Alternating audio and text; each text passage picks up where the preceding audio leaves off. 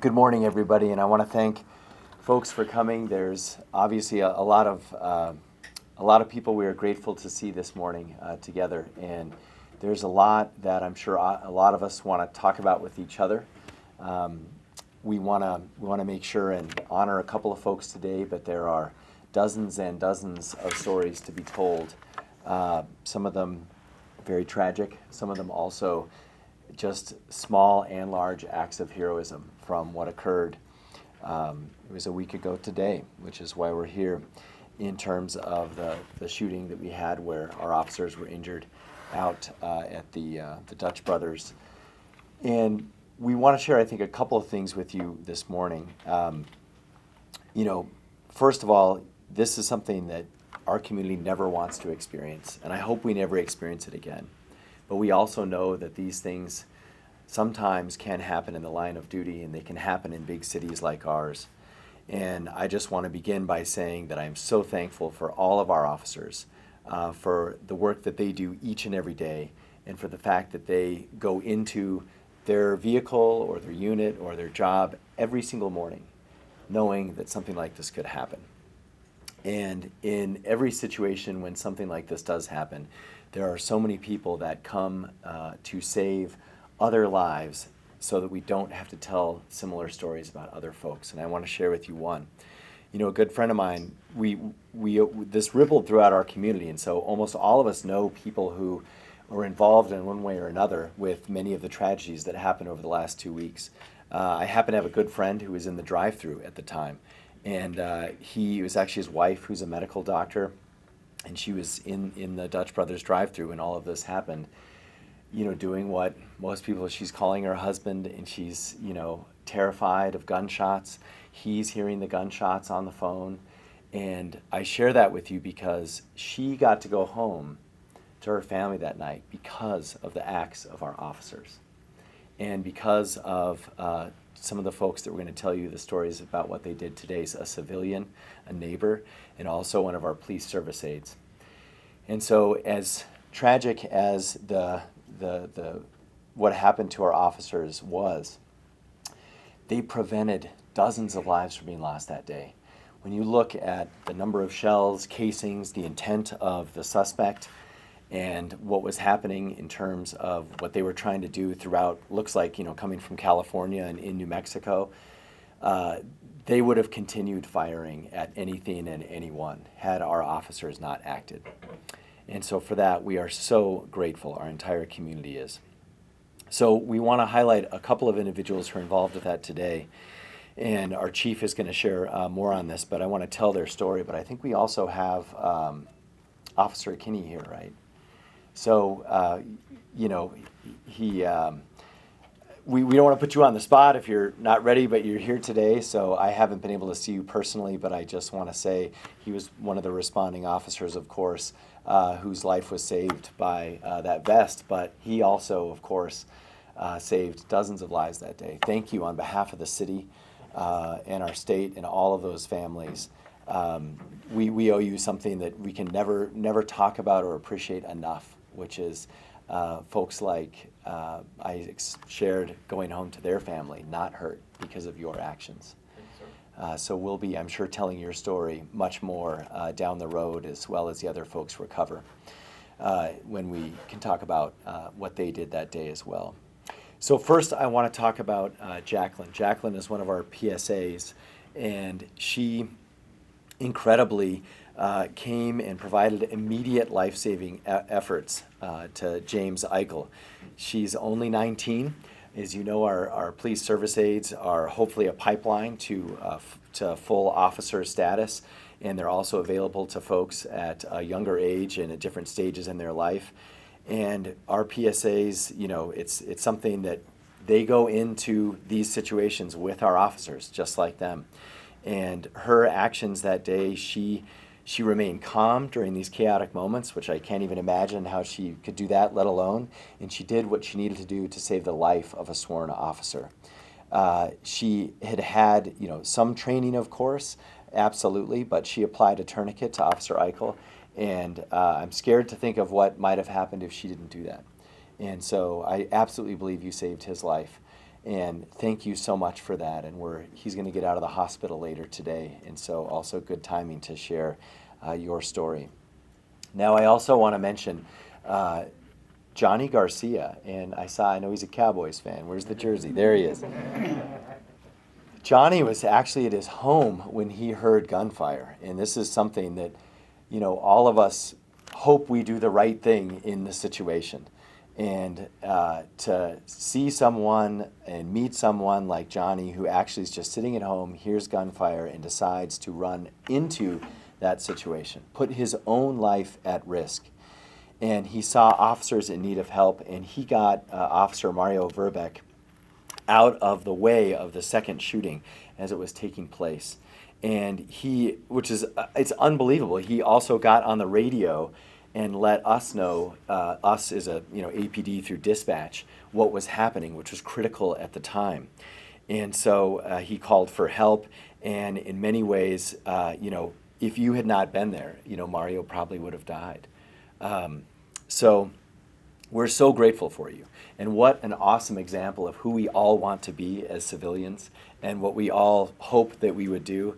But I know, a lot of us don't, and you did.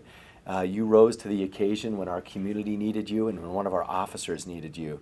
And so thank you so much for that.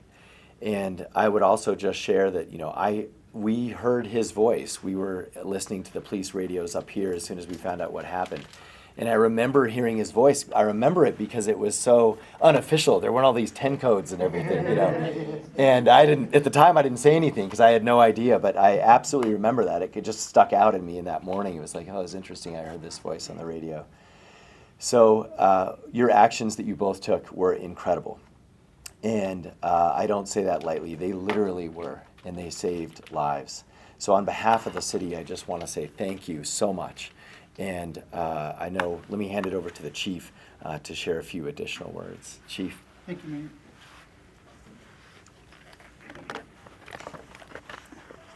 And I think this goes to show that heroes come in every form, whether they're civilians, they're law enforcement officers, they're public service aides, or they're fire personnel. And over the course of the next few weeks, we're going to recognize a lot of heroes. APD is going to do this swiftly because it's important that we recognize how the community was there for us during this time of need.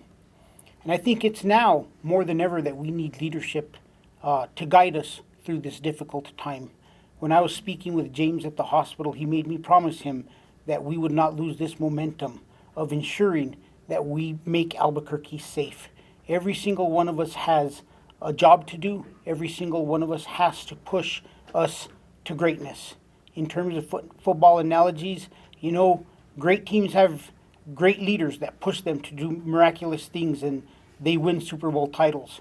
And we must push the entire system and leadership to advance their areas to ensure that we do everything we can to make Albuquerque safe. These heroes today put their lives on the line to help two people in a time of need. And it just can't be during these critical incidents when there's this horrible incidents happening in the community when we unite. We have to unite as a community. There's been too much division over the past, 2011, 2010. I started to see the division as a young lieutenant in this department, and it's continued. The Albuquerque Police Department has taken great strides in community building, working with the community, working as hard as we can to meet the requirements of our settlement agreement. We need to stay united from this point forward and not let us only unite after tragedy. This has been a difficult 2 weeks for the Albuquerque Police Department. Not only did we have 2 officers shot and 2 others injured during the course of a shooting, but we also had a young man lose his life at a school.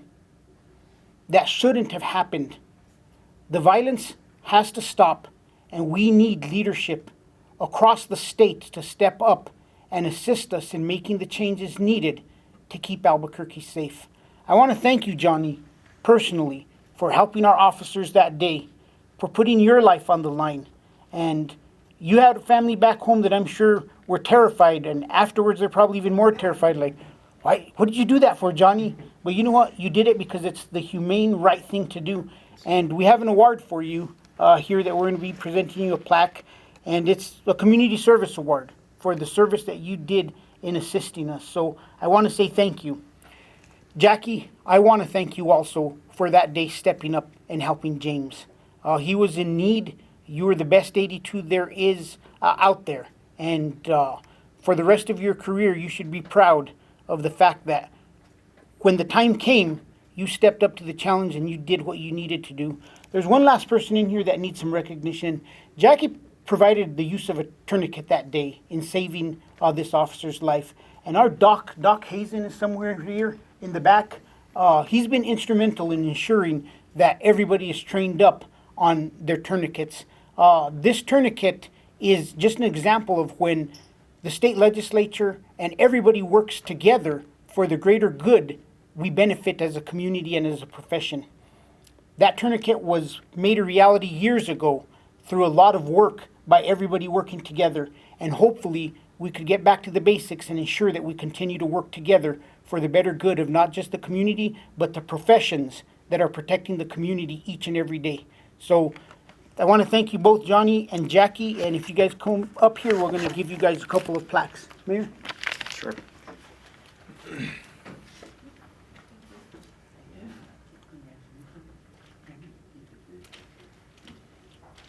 This is one of our honor coins for public safety, too. It's a good tradition in the military. You guys want to say Do you anything? want to say anything? Johnny? Jackie? Go ahead. You guys can even say anything. I just want to say thank you. I learned how to apply a tourniquet because I asked Officer Brian Johnson. Sorry, not Brian Johnson. Brian Shannon. Brian Shannon is who taught me initially how to apply a tourniquet. After that, I wanted to do more medical training, and Lieutenant Jim Edison and Dr. Hazen made sure that I got the training that I wanted, and I couldn't be more appreciative for that. So. Thank you, Jackie. Any of the families? Thank you, guys. Yeah, let's give him a round of applause.